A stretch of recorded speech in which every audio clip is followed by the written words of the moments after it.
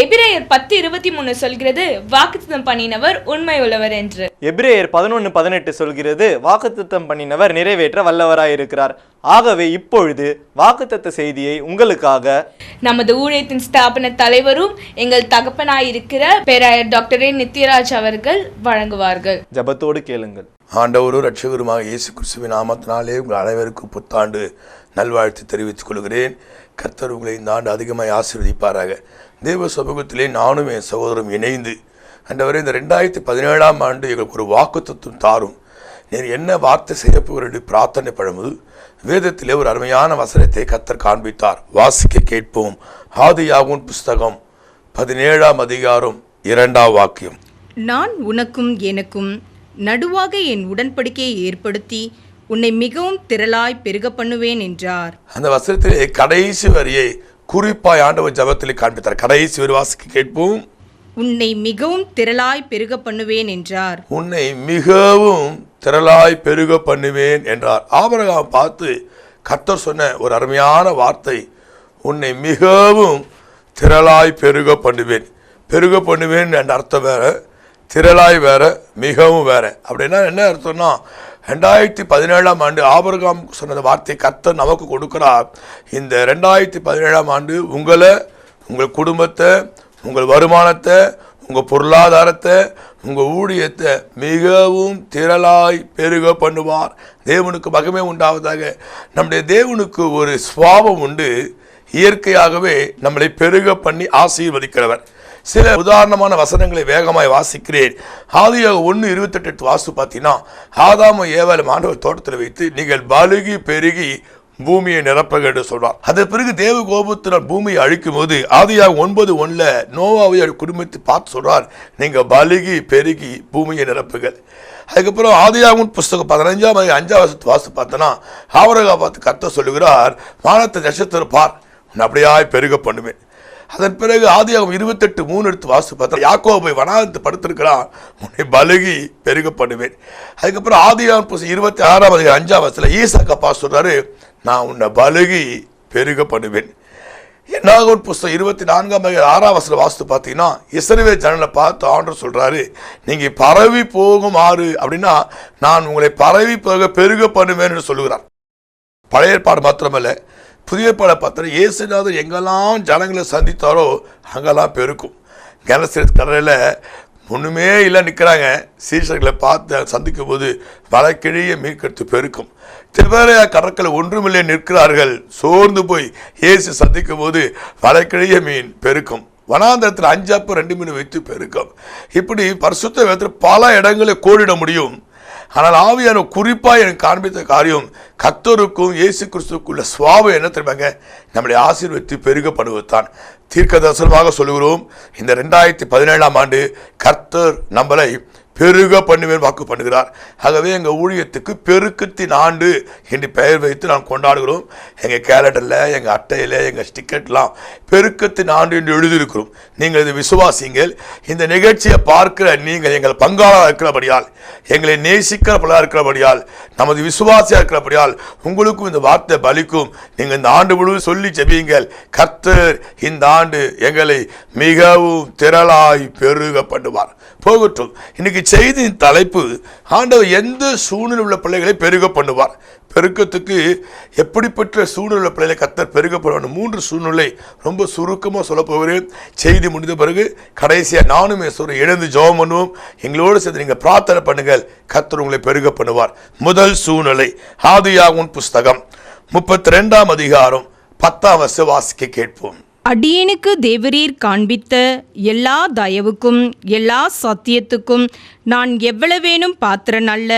நான் கோலும் கையுமாய் இந்த யோர்தானை கடந்து போனேன், இப்பொழுது இவ்விரண்டு பரிவாரங்களை உடையவனானேன். இங்கே யாக்கோபு சொல்கிறார், கோலும் கையுமா கடந்து போ. கோலும் கையினா வெறுமை என்று பொருள்படும்.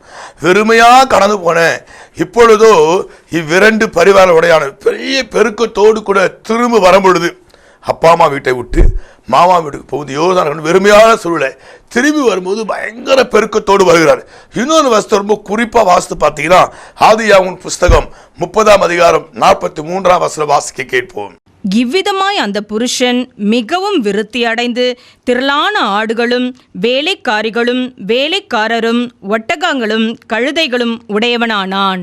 பாருங்க, இவ்விதமா இந்த புருஷன் யாக்கோபுக்கு சொல்லப்படுகிறது. ஆடு மாடு வேலைக்காரி ஒட்டகம் எல்லாம் திரளாய், அது ரொம்ப குறிப்பாய் விருத்தி அடைந்து, விருத்தினா பெருக்கம், பெரிய ஒரு பெருக்கத்தை சந்திக்கிறார். ஆனா அவர் பெருக்கத்தை ஆண்டவர் ஆசீர்வதித்து பெருக சூழ்நிலை பார்த்தீங்கன்னா வெறுமை. ஆண்டவர் இந்த வஸ்து காண்பித்து முதலாவதாக இந்த 2017ஆம் ஆண்டு உங்க சூழ்நிலை வெறுமையா இருக்கலாம், உங்க பொருளாதாரம் வெறுமையா இருக்கலாம், உங்க குடும்பத்திலே உங்க பாதை இப்படி வெறுமையா நடந்து கொண்டிருக்கலாம்.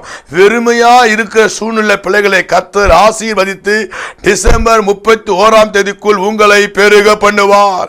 ஐயா, இப்ப என் வாழ்க்கையில் ஒண்ணுமே இல்லையா, எல்லாம் ஜீரோ, இப்ப நடக்கிற சூழ்நிலை பார்த்தா எனக்கு வெறுமை. என் தேவன் வெறுமையை நீக்கி பெருக பண்ணுவார். அதுதான் தேவன் ஜபசுரம் முதல் வார்த்தை, முதல் தீர்க்க தரிசனம். இரண்டாவதாக எந்த சூழ்நிலை பெருக பண்ணுவாராம்? மத்தேயின் புஸ்தகம் 14ஆம் அதிகாரம் 20ஆம் வசனம் வாசிக்க கேட்போம். எல்லோரும் சாப்பிட்டு திருப்தி அடைந்தார்கள். மீதியான துணிக்கைகளை 12 கூடை நிறைய எடுத்தார்கள். பார்த்தீங்கன்னா இயேசுநாதர் வனாந்தரத்தில் 5 அப்பம் 2 மீனை வைத்து 1000 மக்கள் போஷித்து எல்லாரும் சாப்பிட்டு 5 அப்பம் 2 மீன் ரொம்ப குறைவு, பெரிய பெருக்க 12 கூட நிறைய எடுத்தாரலாம். சூழ்நிலை பார்த்தீங்கன்னா அதே அதிகாரம் 15ஆம் வசனம் வாசி கேட்போம். சாயங்காலம் ஆனபோது அவருடைய சீஷர்கள் அவரிடத்தில் வந்து, இது வனாந்தரமான இடம், நேரமும் ஆயிற்று. இரண்டாவது வனாந்தரமான சூழ்நிலை ஆண்டவர் இந்த வசனத்தை காண்பித்து, இரண்டாவது இந்த 2017ஆம் ஆண்டு வனாந்தரமான சூழ்நிலை பிள்ளைகளை நான் பெருக பண்ணுவேன். வனாந்தரம் சொன்னா இல்லை, வழியே இல்லை என்று பொருள்படும். எனக்கு வாழையே வழி இல்லை, நான் என்ன செய்ய போற தெரியலையே, எனக்கு வேலை இல்லையே, என் வாழ்க்கையில் பொருளாதாரம் இல்லையே, இப்பொழுதுக்கு வழி இல்லை, நான் சந்திக்கிற பிரச்சனைக்கு எனக்கு வழியே தெரியல, எனக்கு கலங்கி இந்த டிவிடியை பார்த்து கொண்டீங்கன்னா உங்களை பார்த்து நான் தீர்க்கதரிசனமாக சொல்றேன், இயேசு கிறிஸ்துவின் நாமத்தினாலே அப்படிப்பட்ட சூழ்நிலை பிள்ளைகளை கர்த்தர் ஆசீர்வதித்து பெருக பண்ணுவார், மிகவும் திரளாய் பெருகுவீர்கள். ஸோ ரெண்டாவது வனாந்தரமான சூழ்நிலை பிள்ளைகளை நான் பெருக பண்ணுவேன். கடைசியாக 1 ராஜாக்கள் புஸ்தகம் 17ஆம் அதிகாரம் 15ஆம் வசனம் வாசிக்க கேட்போம். அவளும் இவனும் அவள் வீட்டாரும் அநேக நாள் சாப்பிட்டார்கள். இங்க இந்த பகுதியில் பார்த்தீங்கன்னா அந்த சாரிபாத்து விதவையும் மகனும் அநேக நாள் சாப்பிட்டாங்க. சூழ்நிலை பார்த்தீங்கன்னா அதுக்கு முன்னாடி நீங்க 17ஆம் அதிகாரம் 12ஆம் வசனம் வாசித்து பார்த்தீங்கன்னா அங்க தேவ மனுஷன் வந்து கேட்கிறான், எனக்கு ஒரே ஒரு சிறிய அடை செஞ்சு கொடு. அப்ப அந்த அம்மா என்ன சொன்னாங்க தெரியுமா? வாசிக்கிறேன், 1 ராஜாக்கள் 17:12 வாசிக்க கேட்போம். அதற்கு அவள், பானையில் ஒரு பிடி மாவும் களையத்தில் கொஞ்சம் எண்ணெயும் அல்லாமல் என்னிடத்தில் ஒரு அடையும் இல்லை என்று உம்முடைய தேவனாகிய கர்த்தருடைய ஜீவனை கொண்டு சொல்லுகிறேன். இதோ நானும் என் குமாரனும் சாப்பிட்டு செத்து போக அதை எனக்கும் அவனுக்கும் ஆயத்தப்படுத்துகிறதற்கு 2 விறகு பொறுக்குகிறேன் என்றாள். கடைசி கட்டம் அந்த அம்மாவை பார்த்து ஐயா கேட்காரு தேவ மனுஷன், எனக்கு ஒரு சிறிய, அவர் ரொம்ப எனக்கு 3 வேணும் 5 வேணும்லாம் கேட்கலங்க, ஒரே ஒரு அடை, அதுவும் சிறிய அடை. நீங்க பைபிள் வாசித்து பார்த்தீங்கன்னா ரொம்ப ஸ்மால் சைஸ் பிரெட் வேணும்ன்றாரு. அந்த அம்மா சொல்றாங்க, என்கிட்ட எல்லாம் காலி ஆயிடுச்சு, ஒண்ணுமே இல்லையா, எனக்கு கொஞ்சோண்டு மாவு இருக்கு, கொஞ்சோண்டு எண்ணெய் இருக்கு, ஒரு 2 அடை ஒரு அடை சுட்டு 4 பிள்ளை செத்து போகலாம் இருக்கலாம். அந்த செத்து போகலாம் என்பது கடைசி கட்டம், வறுமையான சூழ்நிலை. இன்னொரு வசனம் தெளிவா வாசித்தீங்கன்னா 1 ராஜாக்கள் புஸ்தகம் 17ஆம் அதிகாரம் 7ஆம் வசனம் வாசித்து பார்த்தீங்கன்னா, தேசத்தில் மழை பெய்யாதபடியினால் சில நாளுக்கு பின்பு அந்த ஆறு வற்றி போயிற்று. ஆறு வற்றி போயிடுச்சு, ஒரே பஞ்சங்க, ஆறு வற்றி போயிடுச்சு. வீட்டில் அங்கே பானையில் மாவு இல்லை, எண்ணெய் இல்லை, எல்லாத்தையும் சேர்த்து ஒரே வார்த்தை கொடுக்கிறேன், வறுமையான சூழ்நிலை. ஒருவேளை இப்போ நீங்கள் அந்த வறுமையான சூழ்நிலை நீங்கள் வாழ்ந்து கொண்டிருக்கிறீங்களா? ஆண்டவர் சொல்றாரு, வறுமையான சூழ்நிலைக்கு பிள்ளைகளை ஆசீர்வதித்து நான் பெருகப்படும். எங்கள் ஆண்டவருக்கு பெருகப்படுவதற்கு ஒரு பெரிய மேட்ரு வச்சு தான் பெருகப்பட அவசரம் இல்லை. ஒன்றுமில்லாத சூழ்நிலையில் இருக்கிற பிள்ளைகளையும் கர்த்தர் பெருக பண்ணுவார். 3 விதமான சூழ்நிலைகளை ஆண்டவர் ஜெபத்திலே சொன்னார். நம்பர் 1 வெறுமையான சூழ்நிலை, நம்பர் 2 வனாந்தரமான சூழ்நிலை, நம்பர் 3, வறுமையான சூழ்நிலை. இப்படிப்பட்ட சூழ்நிலை வாழுகிற என் பிள்ளைகளை நான் இந்த ஆண்டு ஆசீர்வதித்து மிகவும் திரளாய் பெருக பண்ணுவேன் என்று கர்த்தர் வாக்கு பண்ணிருக்கிறார். இதை மையமாக வைத்து நாங்கள் ஒரு பாடல் எழுதி வெளியிட்டிருக்கோம். இந்த பாட்டை நீங்கள் கேட்டு உங்களுடைய தடை ஜபத்திலே உங்களுடைய சபை வழிபாடுகளை பயன்படுத்துங்கள். கர்த்தர் கட்டாய் இந்த ஆண்டு உங்களை மிகவும் திரளாய் பெருக பண்ணுவார். God plus.